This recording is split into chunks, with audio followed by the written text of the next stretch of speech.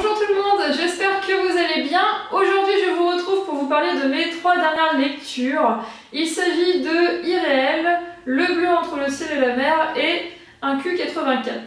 Ou 1984 parce que dit comme ça, on pourrait croire que je vous présente un livre érotique. Commençons tout d'abord par Irréel qui est une parution récente et un grand coup de cœur. Alors il s'agit en fait de joueurs qui ont des personnages, on va dire comme si on jouait aux Sims, sauf que ces Sims en question vont se rendre compte qu'ils sont observés et manipulés. On se doute qu'ils ne vont pas être très heureux. Personnellement, ayant joué aux Sims, ça m'intéressait vraiment beaucoup. En tout cas, c'est vraiment à ce jeu-là que le résumé me faisait penser. On y suit donc Chloé qui vit à Life City et qui découvre des caméras. Tandis que les joueurs la considèrent simplement comme une intelligence artificielle, elle n'est au courant de rien, elle vit sa petite vie, hein, c'est une humaine de son point de vue, hein, elle a des émotions comme tous les autres, et elle va se rendre compte qu'elle est en fait un simple personnage de jeu vidéo, et vous avez du coup une critique de la télé-réalité qui est quand même assez intéressante ici, puisque Chloé, du coup, comme tous les habitants de Life City, fait partie d'une émission télévisée, elle est vraiment manipulée, mais aussi observée comme une bête de foire. Sur la couverture du livre, vous observez une femme derrière un écran qui semble vouloir sortir, ou du moins vouloir de l'aide. C'est un peu aussi ce qui va se passer dans le roman, avec une confrontation entre le monde IG, c'est-à-dire in-game dans le jeu, et le monde irréel, in real life, dans la réalité, qui vont se confronter. Et c'était pour moi vraiment une très bonne lecture avec plein de rebondissements, puisque il faut savoir quand même que ce personnage, Chloé, a un sacré caractère, elle ne compte pas se laisser faire. C'est un livre qui est bon en fait pour les geeks hein, qui aiment bien le jeu des Sims comme moi, et aussi pour ceux qui ont bien aimé au cinéma The Truman Show, dont je ne me souviens plus, donc je pense que ça va être l'occasion de le revoir, où c'est plus ou moins, je crois, un personnage qui est en fait dans une ville et tous les autres habitants en fait sont des acteurs. Donc c'est assez bizarre quand même, le pauvre. Il faut savoir aussi que la pauvre Chloé est amoureuse d'un homme qu'on lui refuse puisque les personnages ont décidé qu'ils n'avaient pas à être en couple. Donc vous voyez tous les soucis qu'il peut y avoir quand même. Hein. Elle n'est pas contente d'être manipulée, elle veut peut-être chercher vengeance ou aider les autres personnes.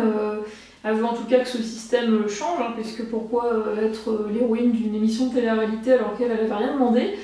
Et en plus de ça, elle ne peut pas vivre sa vie tranquille et avoir un copain, puisqu'on a décidé qu'elle, c'était plutôt la fille qui réussissait à rien en fait. Hein.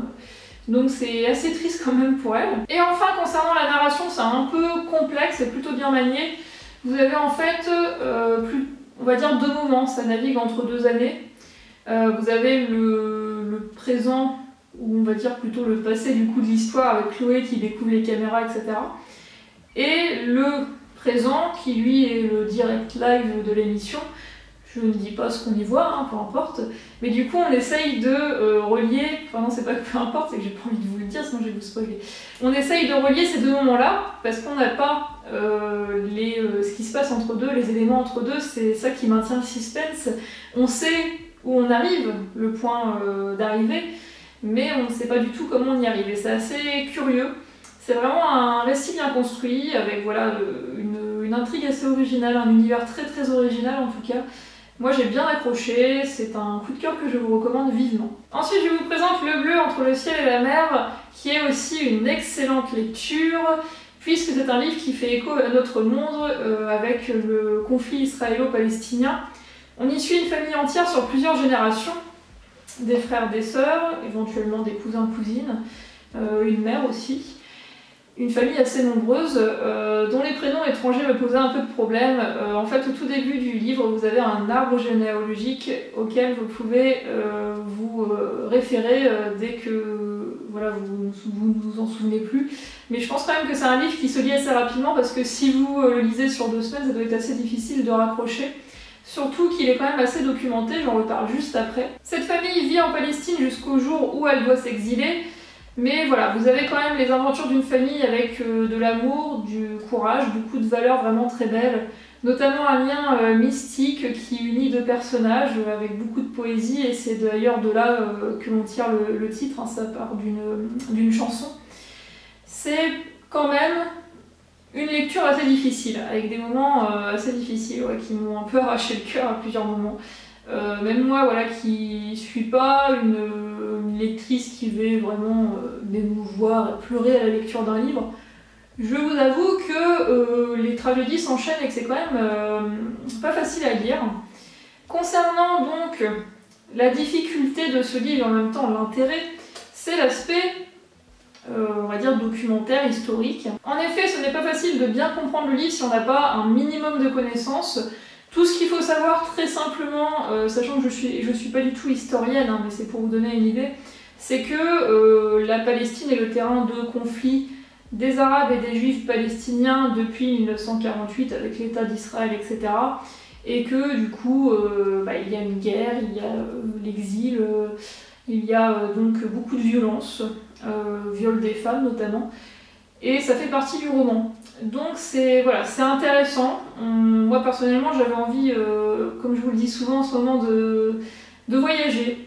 Je ne connaissais pas plus que ça, je suis pas une grande fan d'histoire, mais je trouve ça quand même intéressant.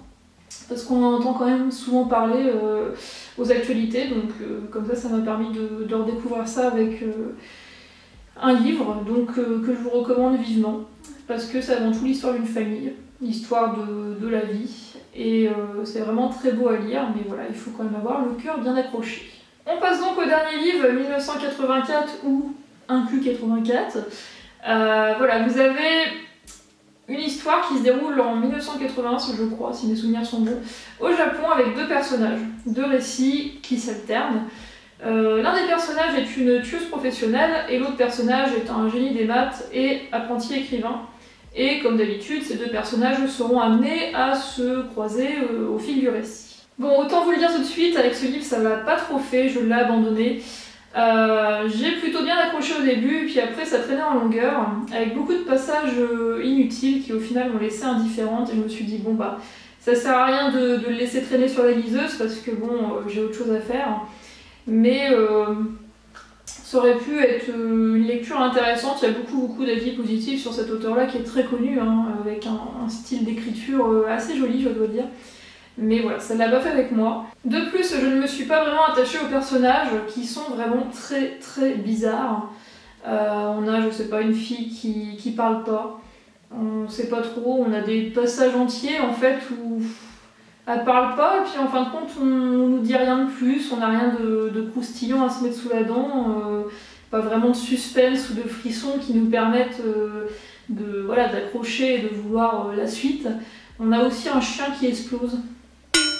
Je pense qu'il faut quand même avoir un certain esprit contemplatif pour apprécier ce roman, ou alors il faut avoir fumé quelque chose avant, je sais pas. En tout cas, moi, écoutez, je vous le recommande pas spécialement, même si je fais partie d'une petite minorité qui n'ont pas apprécié ce roman. Mais ceux qui n'ont pas peur des univers un peu spéciaux et qui apprécient une écriture assez poétique, pourquoi pas, vous pouvez vous lancer, vous êtes au courant maintenant, donc ça fera pas de mauvaises surprises. J'espère donc que ce petit update lecture vous a plu, n'hésitez pas à partager vos avis, à me dire si vous avez lu l'un de ces trois livres. Ça me fait toujours plaisir d'échanger avec vous. En tout cas, je vous retrouve très prochainement. Alors, je ne sais pas ce qui est prévu comme prochaine vidéo, je vais regarder mon planning. En tout cas, il y a pas mal de chroniques qui ont été postées sur le blog dernièrement et je parle pas forcément de tous les livres en vidéo. Je fais un peu une petite sélection aussi. Donc n'hésitez pas à aller voir sur le blog. Je vous souhaite donc de très bonnes lectures et je vous retrouve très bientôt. Bye bye.